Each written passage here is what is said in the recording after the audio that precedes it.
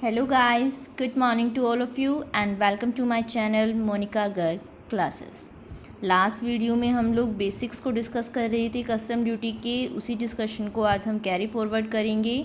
आज हम बात करेंगे कि कस्टम ड्यूटी का रोल क्या है इंटरनेशनल ट्रेड में, क्या कस्टम ड्यूटी लगाने के फ़ायदे मिलते हैं, क्या इसकी ड्रॉबैक्स हैं, और अगर पॉसिबल हुआ तो जो डेफिनेशंस आप ये कस्टम एक्ट के अंदर दी गई हैं उन्हीं को भी हम आज ही डिस्कस करेंगे। स्टार्ट करते हैं हमारे फर्स्ट टॉपिक से, role of custom duty in international trade. देखो, इंटरनेशनल ट्रेड क्या होता है? हम सबको पता है कि जब दो कंट्री आपस में ट्रेड करती हैं, देखो ट्रेड का मतलब क्या होता है? ट्रेड यानी सेल एंड परचेज, इंटरनेशनल यानी जहाँ पर एक से ज़्यादा कंट्री इन्वॉल्व हो गई। तो इंटरनेशनल ट्रेड यानी जब दो या दो से ज़्यादा कंट्रीज़ आपस में सेल परचेज करती हैं, डैट इज़ इंटरनेशनल ट्रेड। यानी नेशनल बाउंड्री से क्रॉस होकर, यानी उनको उनसे अलग जाकर ट्रेड करना इंटरनेशनल ट्रेड कहलाता है। अब जब भी कोई इंटरनेशनल ट्रेड होगा तो वहाँ पर कंट्रीज़ के पास दो ऑप्शन हैं, या तो वो फ्री ट्रेड रखें। फ्री ट्रेड से क्या होगा?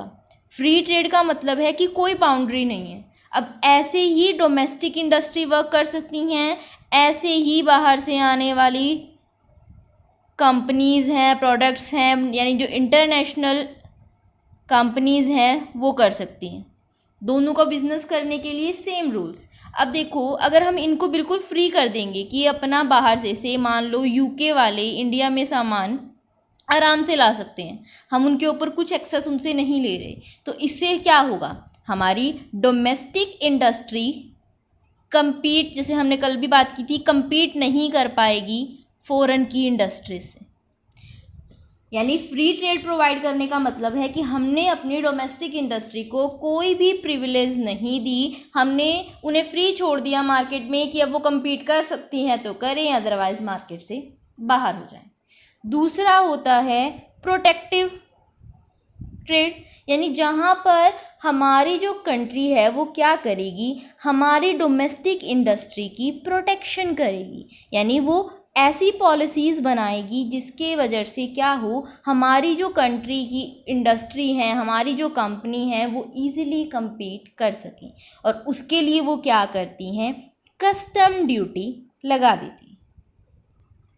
यानी कि फ्री ट्रेड में कोई एनकरेजमेंट नहीं है डोमेस्टिक इंडस्ट्रीज़ के लिए, यानी हमारी कंट्री ट्राई नहीं कर रही कि हमारी डोमेस्टिक इंडस्ट्रीज़ जो हैं, हमारी जो डोमेस्टिक पर्सनस हैं वो आगे आएँ, वो एंटरप्रेन्योर बने, उनके बिजनेसेस आगे जाएं। जबकि दूसरी तरफ जब वो प्रोटेक्टिव पॉलिसीज़ रख रही हैं तब वो अपने डोमेस्टिक इंडस्ट्रीज़ को प्रमोट कर रही हैं कि वो अपने बिजनेस को ईजिली इस्टेब्लिश कर सकें। वेदर इम्पोर्ट वेदर एक्सपोर्ट, दोनों में ही कस्टम ड्यूटी अपना रोल प्ले करती है। यानी एक्सपोर्ट, जहाँ पर हमने कल भी बात की थी, जहाँ पर हमें एक्सपोर्ट को प्रमोट करना होगा वहाँ पर कस्टम ड्यूटी कम कर देंगे, जहाँ पर एक्सपोर्ट हमें रोकना होगा कि हमारे नेचुरल रिसोर्स से ख़राब होंगे वहाँ पर कस्टम ड्यूटी बढ़ा देंगे। सेम उसी तरीके से इंपोर्ट के केस में अगर हम चाहते हैं किसी चीज़ का इंपोर्ट कंट्री करे, बाहर से उन प्रोडक्ट को यूज़ करे, तो उस पर कस्टम ड्यूटी कम लगाई जाएगी। और जिन प्रोडक्ट को हम चाहते नहीं हैं कि बाहर से आएँ या फिर आए तो भी हमारी डोमेस्टिक इंडस्ट्रीज़ को ख़तरा ना हो, उनके ऊपर हम कस्टम ड्यूटी बढ़ा देंगे। कस्टम ड्यूटी से हमारी एक तो डोमेस्टिक इंडस्ट्री को प्रोटेक्शन मिलेगी, और दूसरा हमारी स्टेट के लिए रिवेन्यू आएगी। स्टेट यानी हमारी कंट्री के लिए, इंडिया के लिए रिवेन्यू का सोर्स भी है। अब बाहर से आने वालों से हम कस्टम ड्यूटी ले रहे हैं तो हमारी गवर्नमेंट को क्या मिल रहा है? पैसा मिल रहा है, वो हमें आके कुछ पे कर रहे हैं, तो रिवेन्यू भी होती है और इंडस्ट्रीज़ को प्रोटेक्शन भी मिलती है। अब बात करते हैं कि इस कस्टम ड्यूटी के बारे में हमने थोड़ा सा समझा क्या है, इसका इंटरनेशनल ट्रेड के रोल का समझा। अब हम बात करते हैं कि इंटरनेशनल ट्रेड में जब हम कस्टम ड्यूटी लगा रहे हैं वेदर ऑन एक्सपोर्ट और इंपोर्ट, उससे क्या फ़ायदे होते हैं और क्या क्या नुकसान होते हैं।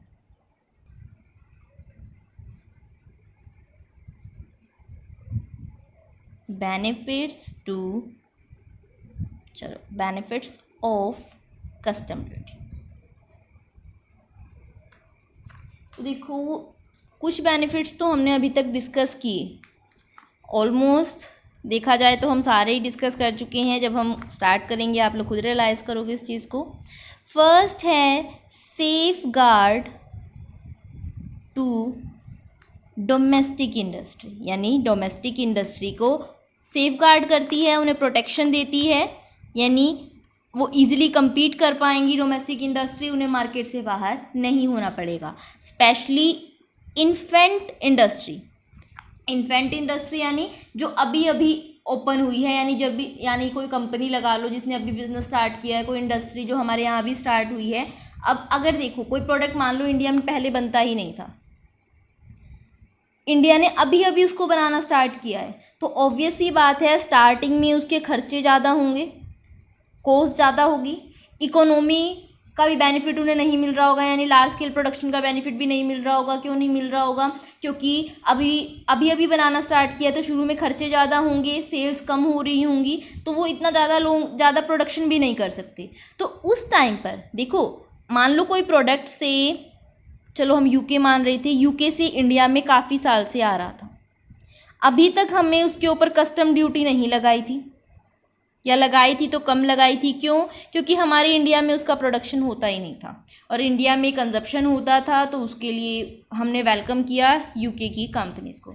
अब इंडिया ने अभी अभी उस प्रोडक्ट को बनाना स्टार्ट किया है शुरू में, क्योंकि उसके खर्चे ज़्यादा हैं और सेल्स कम हैं। ऐसे में अगर यूके वाली कंपनीज़ के साथ उसे compete करना पड़ा, और वो भी कब? जब यूके इस प्रोडक्ट को बहुत सालों से बना रही है, उनके पास इकोनॉमी है, उनके प्रोडक्ट की कॉस्ट कम है, उनकी क्वालिटी अच्छी है, तो उस केस में हमारी इंडस्ट्री तो ग्रो कर ही नहीं पाएगी। तो जब एक इंडस्ट्री इन्फेंट स्टेज में है और वो ग्रो करना चाह रही है, जब वो ग्रोइंग स्टेज पे जाना चाह रही है, तो उस टाइम पर ये कस्टम ड्यूटी रोल प्ले करती है कि कस्टम ड्यूटी की वजह से क्या हो जाएगा, इनका प्रोडक्ट महंगा हो जाएगा, ये आएंगे भी कम। जब इन्हें दिखेगा कि इनका प्रोडक्ट महंगा हो रहा है, तो हमारी इंडियन इंडस्ट्री इजीली ग्रो कर पाएगी। यानी हमारी domestic industry, specially infant industry को सेफ गार्ड करती है हमारी custom duty. Secondly, correction of disequilibrium of balance of payment. Balance of payment क्या होता है? यानी हमारे जो रिसिप्ट होती है और जो एक्सपेंसेस होते हैं फॉरेन एक्सचेंज के अंदर, उसकी वजह से जो हमारा डिसइक्विलिब्रियम आ जाता है। तो ऑब्वियस ही बात है, क्योंकि कस्टम ड्यूटी से हम एक्सपोर्ट इंपोर्ट को कंट्रोल कर सकते हैं, कस्टम ड्यूटी बढ़ाकर इंपोर्ट को कम कर सकते हैं, या कस्टम ड्यूटी घटा के एक्सपोर्ट को बढ़ा सकते हैं। तो इसके थ्रू ईजिली हम अपने बैलेंस ऑफ पेमेंट को करेक्ट कर सकते हैं।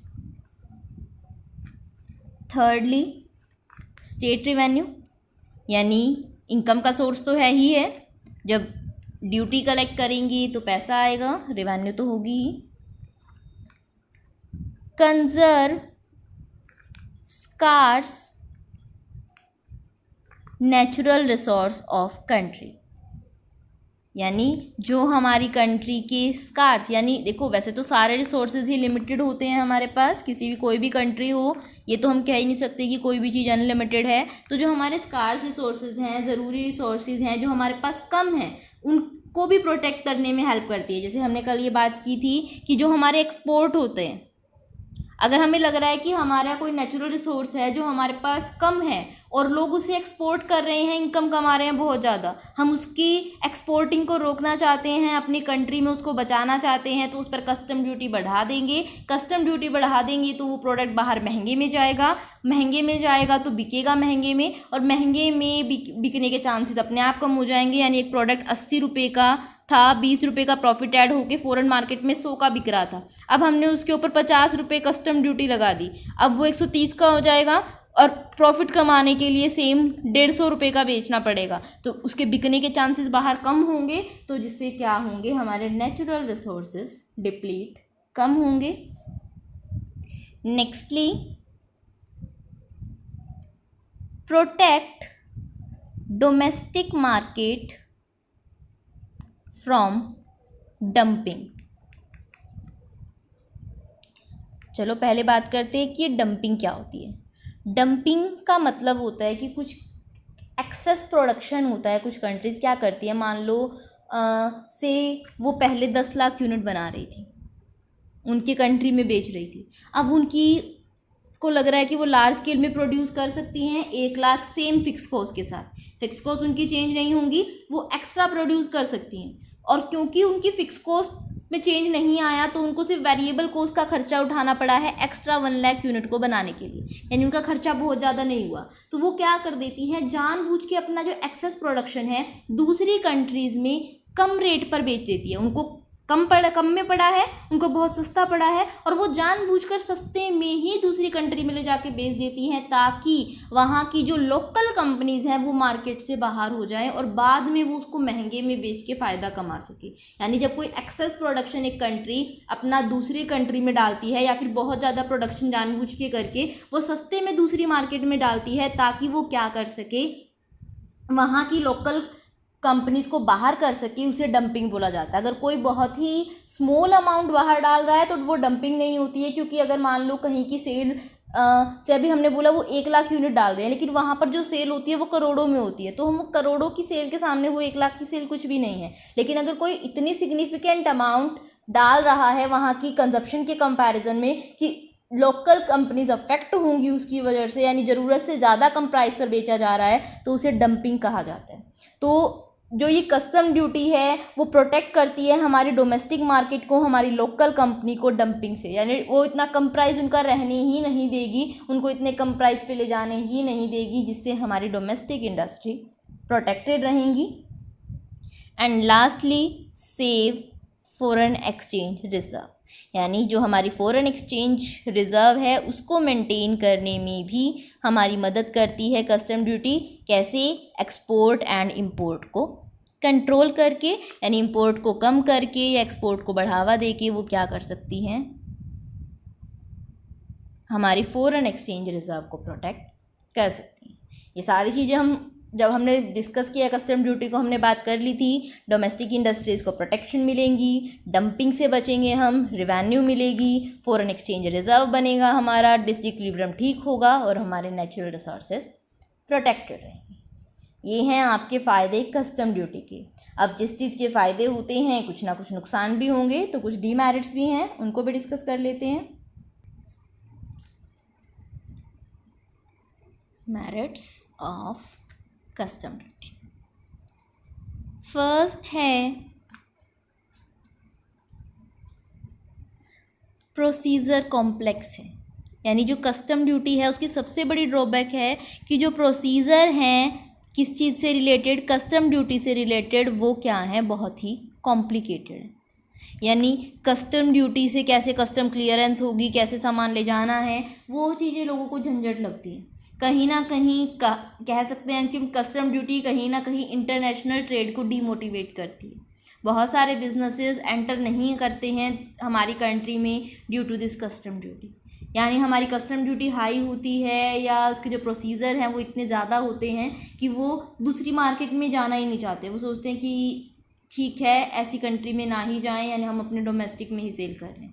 तो इंटरनेशनल ट्रेड के फ़ायदे तो हैं ही हैं, तो कहीं ना कहीं कस्टम ड्यूटी की प्रेजेंस उन फ़ायदों को दूर लेके जाती है, यानी डीमोटिवेट करती है इंटरनेशनल ट्रेड को। दूसरा, non availability of cheap and variety goods, non availability of cheap and variety.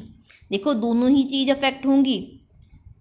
Variety कैसे अफेक्ट होगी, जैसा अभी हमने कहा जब इंटरनेशनल ट्रेड डीमोटिवेट होगा, काफ़ी सारी कंपनीज ऐसी होंगी जिनके पास थोड़ा बहुत एक्सेस प्रोडक्शन होगा लेकिन वो नहीं ले जाना चाहेंगी दूसरी कंट्री में, कि वो थोड़े से प्रॉफिट के लिए उन्हें बहुत सारे प्रोसीजर्स को फॉलो करना पड़ रहा है, बहुत झंझट करने पड़ रहे हैं, तो वैरायटी कम होगी। अब क्योंकि वैरायटी कम हो रही है, कंपनीज कम आ रही हैं, यानी फिर क्या होगा, कहीं ना कहीं अगर बाहर से कंपनीज नहीं आ पाएंगी तो डोमेस्टिक वालों की क्या हो जाएगी, मोनोपोली हो जाएगी। यानी अगर 10 कंपनीज होती है कि प्रोडक्ट को बेचने वाली, तो उनके बीच में कंपटीशन होता तो वो कम प्राइस पर प्रोडक्ट बेचती, जितना कम वो कर सकती थी। बट अब क्योंकि इनमें से आधी कंपनीज आ ही नहीं पाएंगी, कम कंपनीज होंगी, डिमांड ज़्यादा होगी, सप्लाई कम होगी, तो लोग अपने मन मर्जी के प्राइस पे बेचेंगे, यानी ना ही तो सामान चीप मिल पाएगा, सस्ता मिल पाएगा, और ना ही वैरायटी हमें अवेलेबल हो पाएगी। कॉज इन्फ्लेशन, महंगाई बढ़ जाती है, यानी एक प्रोडक्ट जो बाहर 80 में बना था, अब वो 10 रुपये का प्रॉफिट कमा के क्या पता 90 में बेचते, लेकिन हमने कस्टम ड्यूटी उसमें ऐड करके उसको बना ही 130 का दिया, अब वो यहाँ पर कितने में बेचेंगे, 10 का प्रॉफिट कमाने के लिए 140 में बेचेंगे, यानी महंगाई भी होती है कस्टम ड्यूटी की वजह से। कहीं ना कहीं ये ब्लैक मार्केटिंग को भी बढ़ावा देती है, यानी बाहर से मार्केट में आ नहीं पा रही है सप्लाई, डिमांड ज़्यादा होगी, सप्लाई कम होगी, तो फिर ऐसे में कुछ लोग ये भी सोचेंगे कि हम जितनी सप्लाई है उसको भी रोक लें, लोगों को चाहिएगा तो वो कोई भी प्राइस पे करने के लिए तैयार हो जाएंगे, यानी कहीं ना कहीं ब्लैक मार्केटिंग को भी बढ़ावा देती है आपकी कस्टम ड्यूटी। यानी नो डाउट ड्रॉबैक भी हैं, बट क्योंकि कस्टम ड्यूटी हमारी डोमेस्टिक इंडस्ट्री को प्रोटेक्शन दे रही है, तो उसके फ़ायदे इन डीमेरिट्स को कम कर देते हैं, हटा देते हैं, यानी इसके मेरिट्स ज़्यादा हैं और डीमेरिट्स कम हैं। तो यहाँ पर हमारा ओवरव्यू कस्टम ड्यूटी का ख़त्म होता है। जो डेफिनेशंस हैं उनको हम नेक्स्ट वीडियो में डिस्कस करेंगे, यानी वहाँ से हमारा एक्ट स्टार्ट हो जाएगा कि क्या क्या टर्म्स हैं जो हम through out the act use करेंगे और उनका वहाँ पर क्या मतलब होगा। आई होप यहाँ तक आपको समझ में आया होगा। अगर वीडियो पसंद आई हो तो वीडियो को लाइक और चैनल को सब्सक्राइब करना मत भूलना, और अपने फ्रेंड्स के साथ वीडियो ज़रूर शेयर करना। आप फ़ायदा उठा रहे हैं, उन्हें भी मिलना चाहिए। आप चाहो तो मेरे फेसबुक पेज को भी फॉलो कर सकते हो ताकि आपको नोटिफिकेशंस मिलती रहे। फेसबुक पेज का लिंक डिस्क्रिप्शन में दिया गया है। कोई भी क्वेरी है आपको तो आप कमेंट सेक्शन में पूछ सकते हैं। Thank you so much.